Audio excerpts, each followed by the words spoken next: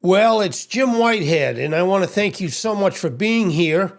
I do sound a little nasally because I've had that weird flu going around, and I usually don't get flus, but this one has not been good. Anyway, one of my favorite topics is going to be today the cutest animals in the world. Now, I know any of us could say, no, I don't think that's a cute one as much as this one's a cute one. I get it. So the neat thing about democracy, you all can just make your own decisions. And that's what we're trying to head toward in general, if you know what I mean. But anyway, these are the animals that were voted, I don't know by who.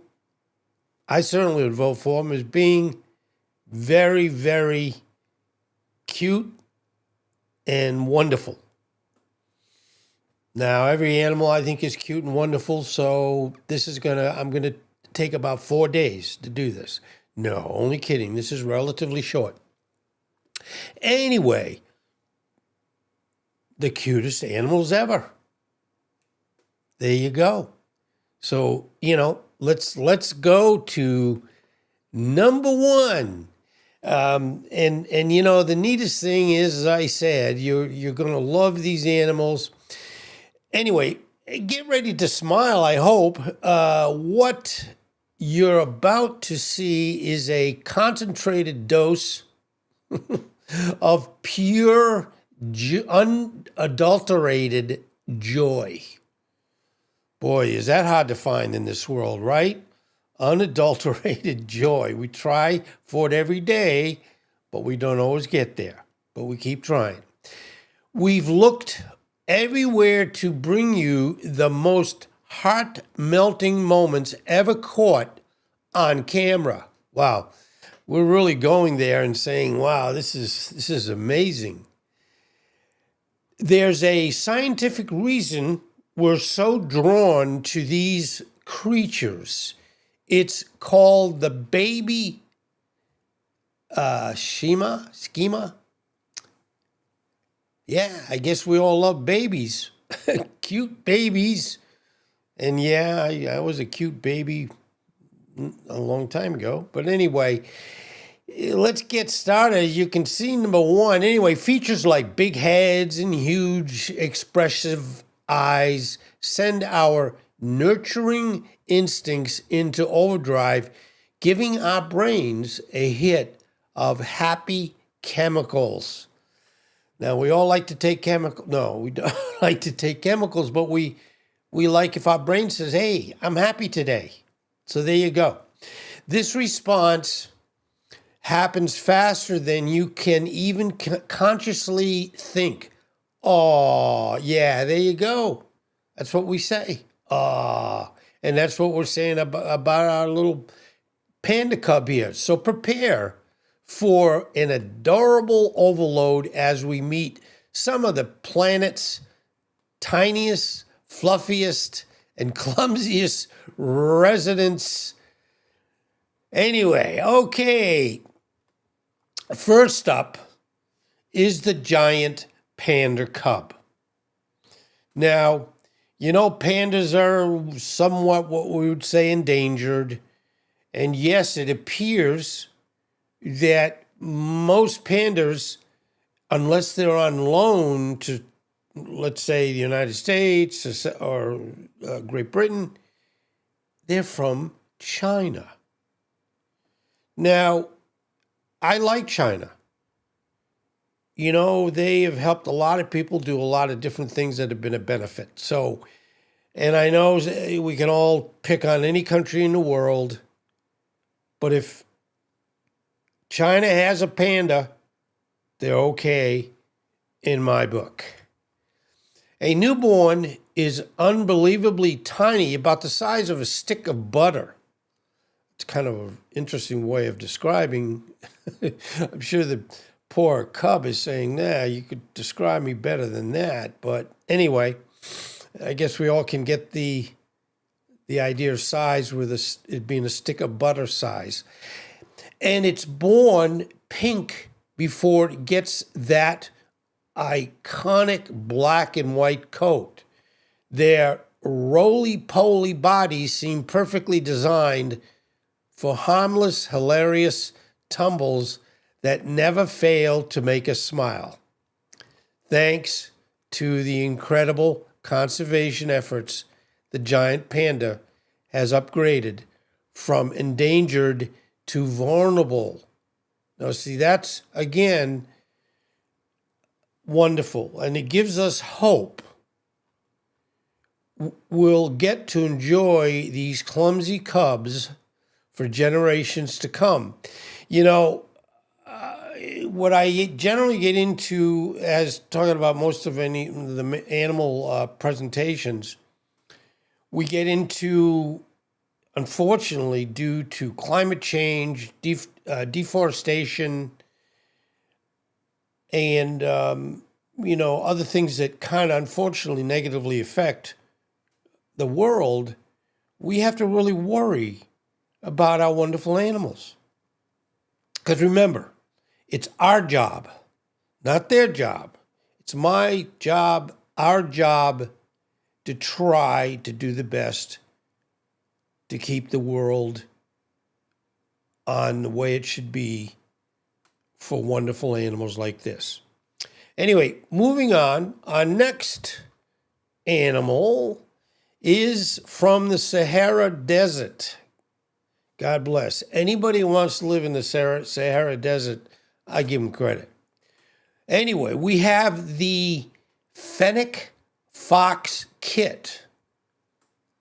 And, some of these names, I got to admit, I have to say, wow, that's kind of interesting. Where they get the name, the fennec fox kit.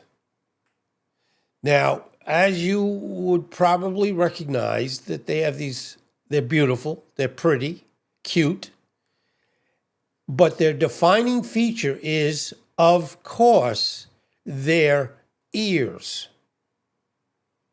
They have the largest ear to body size ratio of any canid, which look almost impossibly huge on a tiny kit.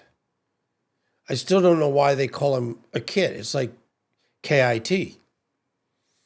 I don't think we made this kit we didn't make this kit up or have a model kit that we build animals. No, this is real, and look at that wonderful animal, right? Besides being adorable, I agree, those ears serve a vital purpose. They radiate body heat to help the fox stay cool in the desert. And boy, I'll tell you, what a place to live. In most cases, it's extremely hot during the day. We know that. But, the earth doesn't really keep that heat very long. And so a lot of times the nights are cold. So an animal that says this is the best place to be, God bless them, because they've got to deal with some real high heat, I should say, and even some low temperatures at night when it's dark. Now, let's meet an animal whose energy level can only be described as thermonuclear. This is the river otter. Now, boy, I'll tell you, are they cute or are they cute? Anyways, they're saying this is a thermonuclear, the river otter pup. Pups aren't natural swimmers, which is interesting because they're born on the water, but they're not born with knowing how to swim. And this reminds me of when I was a child. I didn't know how to swim either. And my mother taught me how to swim. So guess what? There's a mom. She has to teach them. And I'm sure she doesn't go, oh, no, not another one. No, They're like, we have to make you the best you can be. So there's mom dragging them into the water for their first lesson. And they're like, no, I don't want to do this. I was born on land. Why the heck am I going into this, whatever it is? But the good news is, once they get the hang of it, there's no stopping them. They wrestle, play tag, and this is cool, use muddy banks as natural water slides in one of the most joyous spectacles in nature. So there you go. They kind of go, hey, let's get this muddy place here and let's go up and go down, go up and go down. There's another picture of them saying, hey, this is the thing to do today and tomorrow and the next day. And we can do it anytime we want. So anyway, the otters. Okay, now we get down to finally the undisputed champions of bounce are baby goats, also known as kids. From the moment they stand, kids have the unstoppable urge to climb and jump on everything. They're like, hey, I have so much fun doing this. I'm going to just keep doing it. And, I guess you probably wouldn't be watching this if you didn't like animals. But I look at, and thank goodness I can do this every day, do these presentations on animals. And admittedly, it's a happy time. It gets your mind away from some of the things that we might be seeing in our world that we're not happy about. But when it comes to animals, there's not too many negatives, other than things that isn't even their fault. Like, as I said earlier, deforestation, climate change, et cetera, et cetera. It just, they're here and we're blessed by them being here. And we have to make sure we should have and do the best for them. They do hilarious sideway hops. And that's interesting because, again, I guess if I hopped, I would just hop up and down. If I tried to hop sideways, I'd probably end up being falling in my head. But anyway, these joyful leaps, excuse me, for no reason other than pure happiness. Boy, that's cool. Do you ever do anything that you say, the only reason I'm doing this is for pure happiness? I know there's probably, you can count on your 5 fingers. Excuse me. I'm sorry, I got that flu. Don't worry, you won't catch it from me, I promise. Anyway, their boundless energy, floppy ears, and mischievous faces are a delightful chaos of, sometimes they do what they call headbutt chases and aerobatic jumps.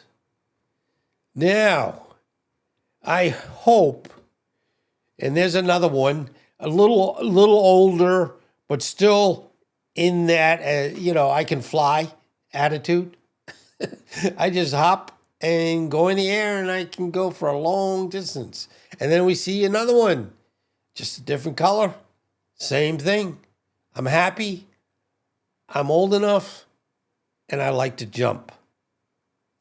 And it's funny, when I was getting my images for this, I was trying to get, and this is kind of what I was trying to get, but I kind of, when you say to the software you use, give me a great image of in this case, goats jumping mountainsides and things like that. That was a little bit too much to ask. But I just said, show me goats jumping. And these last two pictures kind of fit the bill. But anyway, are you smiling yet? Raise your hand. If you're not, don't raise your hand. We thought so. These young creatures, whether furry, feathered, or shelled, remind us of the beauty and resilience of the natural world. I hope this journey has brought a huge smile to your face today, because we all need good things. If this dose of cuteness, because I'm not cute, so, maybe when I was 4 years old, I might have been cute, but, as I've mentioned, I'm 76, so by no means, unfortunately, I've gone way beyond the cute stage. Anyway, I hope this cuteness has made your day better, and that's the whole goal here. Go ahead and hit that subscribe if you can, and, ring that notification bell.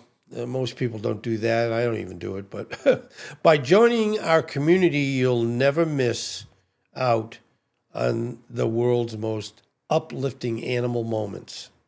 Thanks for watching, and we'll see you in the next one. Now, a couple, and I've had these on my end screen. The one on the left is Frida, and she is a German Shepherd K9 for the Houston Police Department. And as we've progressed and gone through the presentation, and obviously I'd love you to watch this one, she is wonderful, but she also made or helped the Houston Police Department take a lot of drug material off, you might say, the market.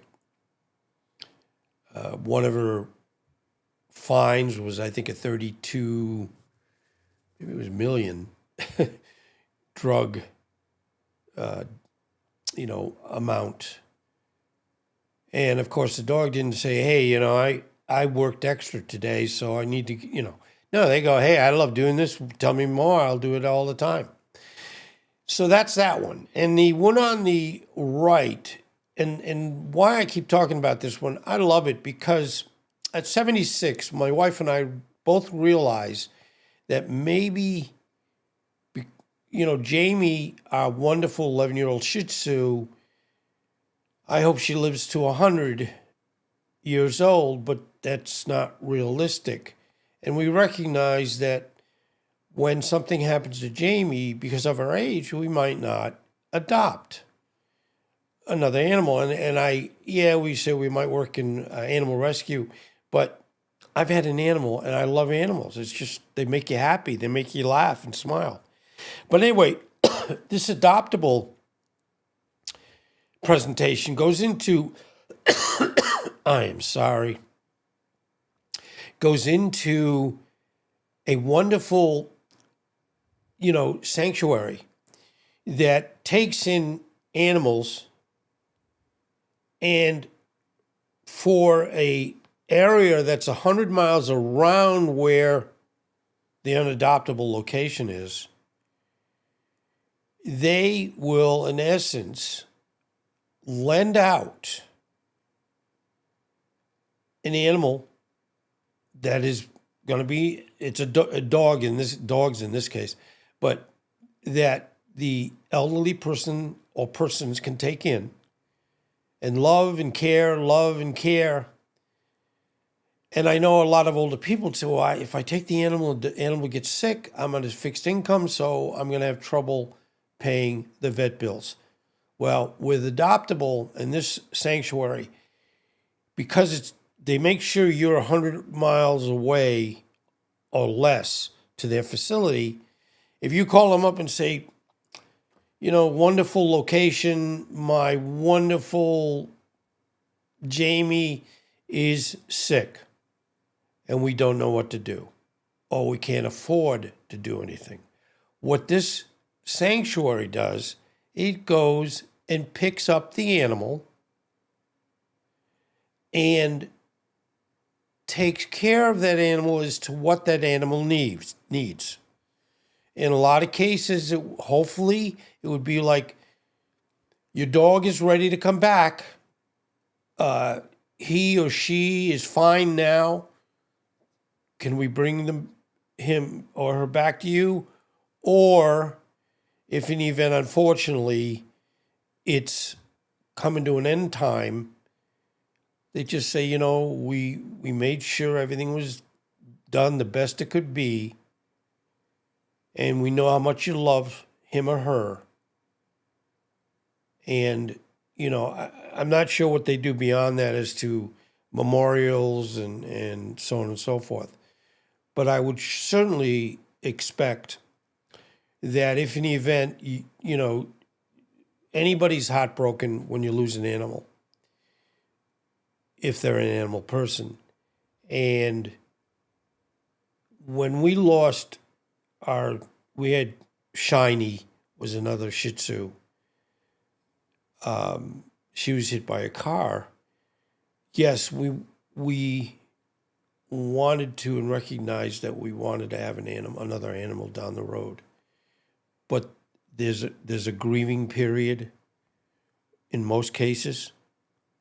I mean, if you really love animals, you can't just go, oh, well, let's get another one. You have to feel when you're right and you feel the best you can and decide that you want to adopt again. So I'm sure this facility will say, hey, would you like to take another animal whenever, and you tell us when you're ready. So there's so much good out in the world. And that's another thing why I love doing these presentations. And I avoid, and I've said this before, I generally avoid having it where I do a animal story that's a sad animal story. I might do an animal story that starts out not so great, but ends up happy. I mean, that's just the way it is. And that's what I want to do. And that's why these sanctuaries, which I've done a lot lately, are so wonderful, because I know I had the impression that these locations would have it where they would put animals in cages and people would come in and they'd go up to, and, they'd have animals that would get adopted and others might be there a long time. So all the sanctuaries I've done the last couple of weeks are all where there isn't a sad part to it of having the animal in the sanctuary. So you don't have to have unhappy endings. So there you go. I have the choice of either having a happy ending or not having a happy ending, but I don't go that way unless I really have to. Anyway, thank you very, very much for being here today, and I hope everything is going well. Please take care. Thank you again. Take care. Jim Whitehead, All Power Group, and Phoenix Animal. Thank you again. Be well.